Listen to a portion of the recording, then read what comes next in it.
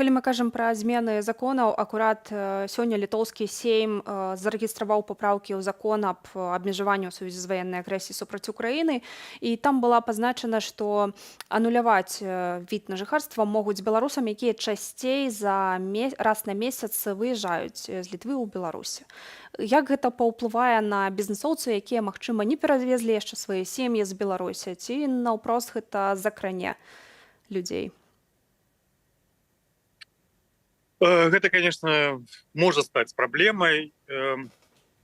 Зараз цяжка пра гэта казаць. Разумееце, праблема ў тым, што рэлакацыя сама па сабе хутчэй за ўсё ўжо спынілася. Вялікая хваля кампаній, которые хацелі бы рэлакавацца ў Літву ці Польшчу, яна ўжо спынілася. То бок лічбы паказвае тое, што яна ўжо не будзе такой, як была ў 2022 годзе. У 2023 колькасць бізнесаў уже паменшылась, рэлакаваных, нова зарэгістраваных з беларускім капіталам у краінах еўрапейскага звязу.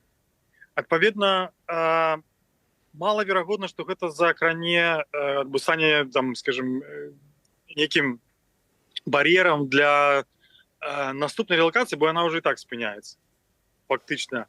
Але ці гэта стане перашкод для тых, хто ўжо паспеў, гэтага я не магу сказаць. Гэта ізноў-такі залежыць ад кожнай канкрэтнай сітуацыі.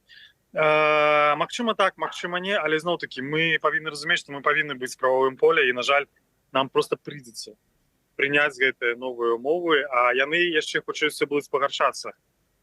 Сёння, напрыклад, мы пачулі на форуме пра тое, што дэпартамент па міграцыі хутчэй з 1 ліпеня гэтага года увядзе такую папраўку, пры якой пры разглядзе, пры падаўцы новых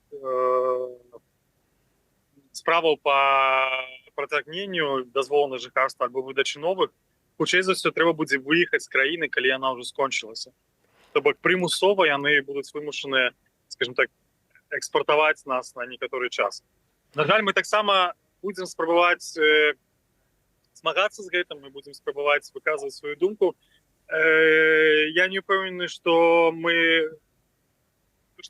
гэта зменіцца, хутчэй за ўсё дэпартамент міграцыі так і застанецца з гэтымі новымі, на маю навазе прапановы дэпартамент міграцыі будуць унесеныя ў Сейм і зараз, і крыху пазней. Але тым не менш, наша прынцыповая пазіцыя ўсё ж такі у тым, каб беларусаў не прыраўнівалі да грамадзянаў Расіі, і пакуль што гэта, мне падаецца, застаецца паспяховым бокам. І мы чулі і сёння ад літоўскіх палітыкаў і ад іншых прадстаўнікоў уладаў, ад бізнес-асацыяцыі пра тое, што насамрэч жадання вялікага, з тых боку тых, хто прысутнічаў, прыраўніваць беларусаў і грамадзянаў Расіі, няма.